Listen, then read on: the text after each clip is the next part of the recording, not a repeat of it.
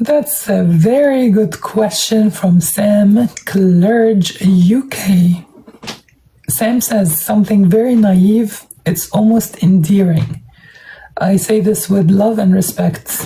I'm not saying you're naive, I'm saying your opinion about this, like your comment, is quite naive.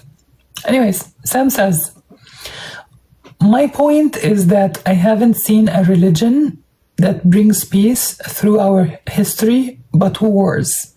Okay, so he's saying that he's gonna pretty much, he would follow a religion that didn't go through war, just like a virgin, innocent and sweet, delicate like a cherry blossom, untarnished by the blood of war. Right? That's what he wants. He wants a ballerina of a religion.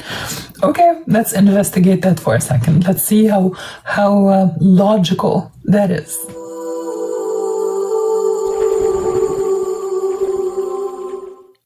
Let's keep going. ثم تأتي لفتة أخرى رسول الله صلى الله عليه وسلم الذي لم يقرأ ولم يكتب. And there's another instance. Prophet Muhammad, peace be upon him, who did not read or write. هل يمكن أن تكون له 3 أساليب متميزة؟ I like this one. هل يمكن أن تكون له 3 أساليب متميزة تختلف بعضها عن بعض تماما؟ Is it possible that not only is he a genius at literature, but he has 3 distinct, completely different literary styles?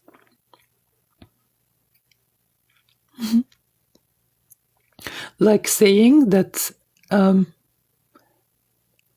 don't know, like any writer has their own way of writing, their own style.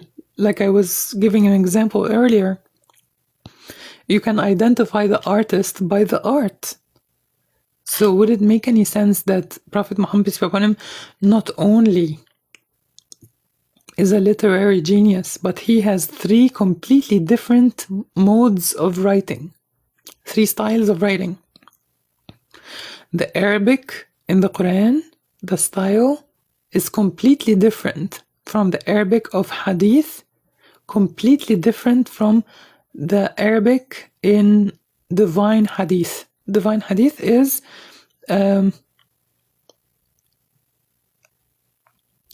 God sends okay, let's go take them one by one. The Holy Quran is the word of God, inspired and through Angel Gabriel to Prophet Muhammad, peace be upon him. Now, Hadith is the collections and recordings of the actions and the sayings of Prophet Muhammad, peace be upon him, as observed by those who surrounded him.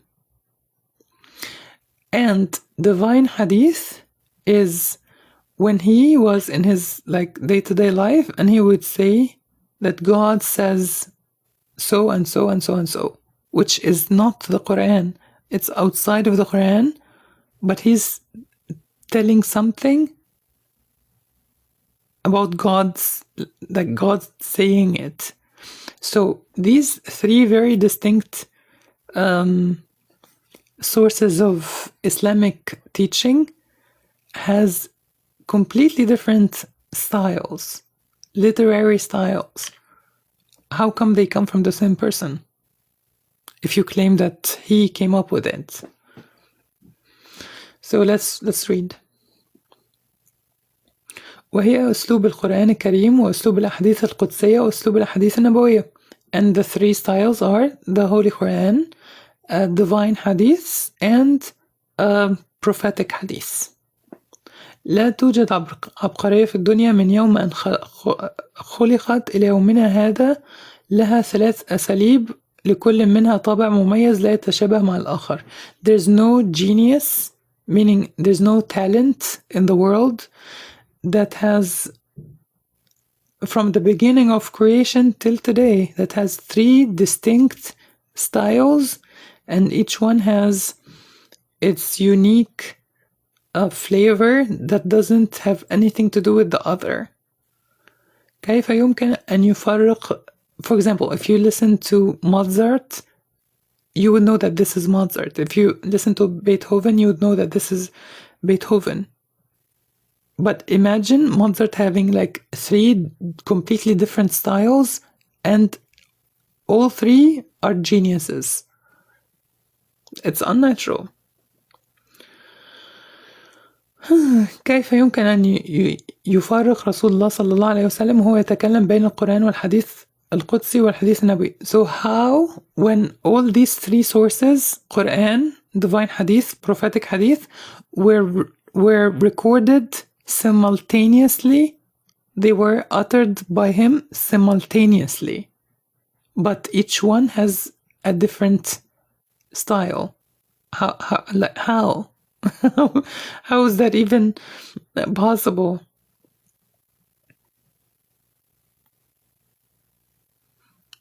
بحيث يعطي كل منها طابعا وأسلوبا يميزه عن الآخر, and make each one of them distinct and unique to the other. إن لكل شخص أسلوبه الذي يتميز به. Every one of us has their own style, especially when it comes to talking, when it comes to writing, that's unique to them. وأنت إذا كنت مطلعا في علوم اللغة والأدب, and you, the reader, if you are familiar with the art of language and literature, بمجرد أن تقرأ الكلام تقول هذا كلام فلان. And if you're like a very good reader, when you read something, you would know that, oh, that's this writer, and this belongs to that writer, just by the style of the writing. فكيف استطاع رسول الله صلى الله عليه وسلم أن يقسم كلامه? So how did Prophet Muhammad, peace be upon him, manage to how do you say it? To make different compartments, compartmentalize his speech. فيقول هذا قرآن, and he says this is Quran, and this is divine hadith, هذا حديث قدسي, and this is prophetic hadith. إذن فاختلاف القرآن الكريم والأحاديث القدسية والأحاديث النبوية أكبر دليل على أن القرآن والأحاديث القدسية ليست من عند رسول الله صلى الله عليه وسلم. And so the differences between the Quran, the divine hadith, and the prophetic hadith is the biggest proof that the Holy Quran and the divine hadith and the divine hadith are not from Prophet Muhammad, peace be upon him. Only the prophetic hadiths are from him. لأن الشخصية الأسلوبية لأي إنسان هي شخصية مميزة, because the personal style of each one of us is unique to them. ولا يمكن أن ينفعل أحد بأحداث الحياة فيكتب كل مرة بأسلوب مختلف تماما عن الأسلوب الآخر. And it's illogical that someone would react to a major event in his life and then write about it in 3 different styles. And why would he? Why would he? Why go through that trouble? So, for example, when his wife died, and the Quran was being revealed during that period, and then hadith, and then each one has a completely different tone. And within his life, Quran revealed when he was having his happiest moments, and Quran revealed when he was having his most saddest, most challenging moments. You can't find a difference. As if he is detached from the message, because that's the truth. If I'm writing a novel and something happens in my personal life, it will seep into what I write. If I'm going through something very happy, you can tell. If I'm going through something very challenging, you can tell. So the Quran was revealed on a span of 23 years, and you don't feel anything about his personal life painting a sad color or a happy color. Anyways,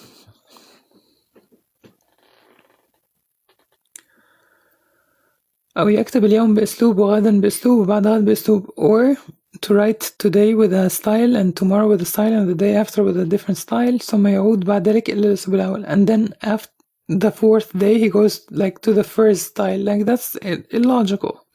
إنه إذا قرأ أحدهم القرآن نقول هذا قرآن. If anyone reads the Holy Quran, you would identify this as a Quran. If someone understands Arabic and reads the Quran or listens to the Quran, they would know what this is. This is Quran. And when they listen to Hadith, they would know this is Hadith because there's a difference in style. ولكل إنسان مننا شخصية أسلوبة واحدة وإذا حاول يخرج منها فإنها تغلبه. And even if someone tries to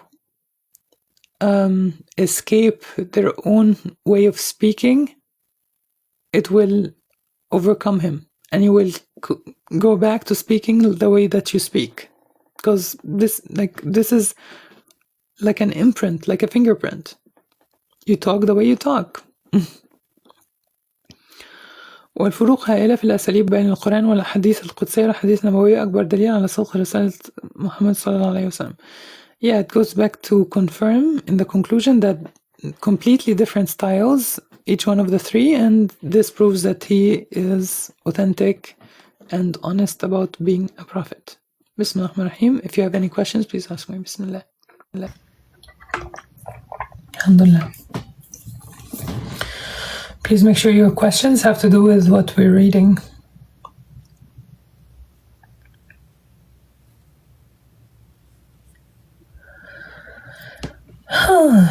That's a very good question from Sam Clerge, UK.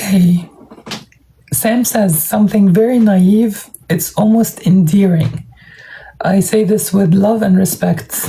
I'm not saying you're naive, I'm saying your opinion about this, like your comment, is quite naive.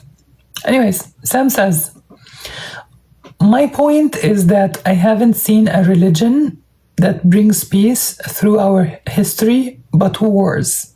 Okay, so he's saying that he's gonna pretty much, he would follow a religion that didn't go through war. Just like a virgin, innocent and sweet, delicate like a cherry blossom, untarnished by the blood of war. Right?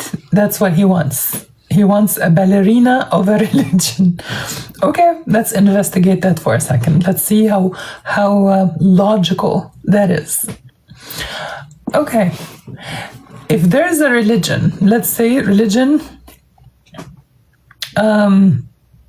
let's call it Sarahnade. Let's pretend Sarahnade is a religion, okay? And that religion is made up. Psst.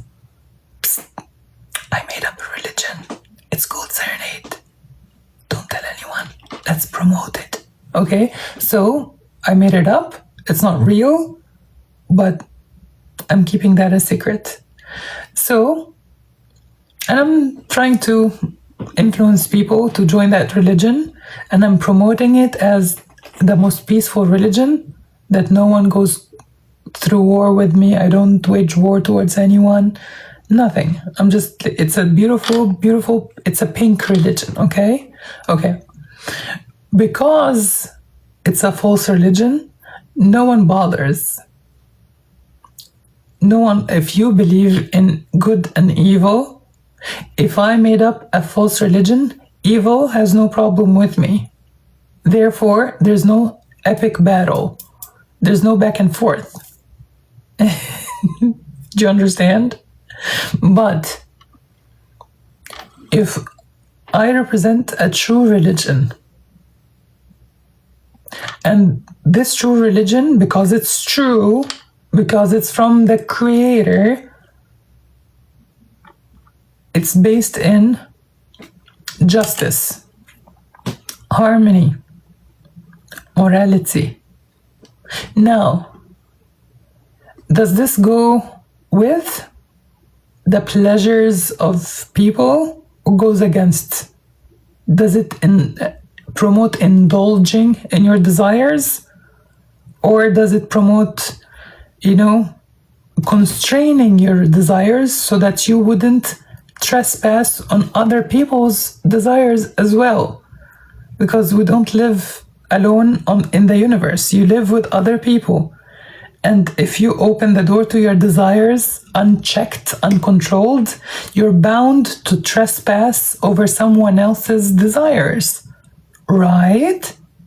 Right. So, by definition, the truth is not pleasing to everyone because some people are weak. Some people want what's in other people's hands. Religion doesn't just constrict you. It constricts others to protect you from them. If you think religion, like it's so bad, wars, ew. Religion, or let's say God in this case, constricts you. You are one. But he also constricts 7 billion and therefore protects you from 7 billion. So you're only restricted as one, but he restricted 7 billion for you. But they don't want that. Evil doesn't want that. The evil nature in humans that wants more. Doesn't like limits. Doesn't like to be told what to do. I see something good, I want to take it. Could be a woman, could be money, could be position, could be power, could be enslaving. So, sir, the fact that Islam is the one religion that is fought against the hardest, it's a badge of honor. If anything, if you're smart, if you can read between the lines, if you have wisdom, if you've lived long enough and have your eyes open wide enough, you would see that this is proof that this is the one true religion. Because we live in a materialistic world, don't we? A physical world where God leaves us, you have freedom of choice. Who do you think has the biggest influence here? The forces of good or the forces of evil? So one might argue, if you want to know which religion is false, look at who's having it, who's having fun, who's going by unchecked, who's going around bullying other nations, who's decadent, who's corrupted, who's going around spreading, desires and lewd behavior and fill in the blank. Who? Is this aligned with God, your maker, that, like I said, would constrain you, like boo-hoo, but also constrains others to protect you? Dum-dum. You see? So, which one made by God, which one made by Satan? I think it's quite clear now, right? You're welcome. Let's keep going. Good question, by the way.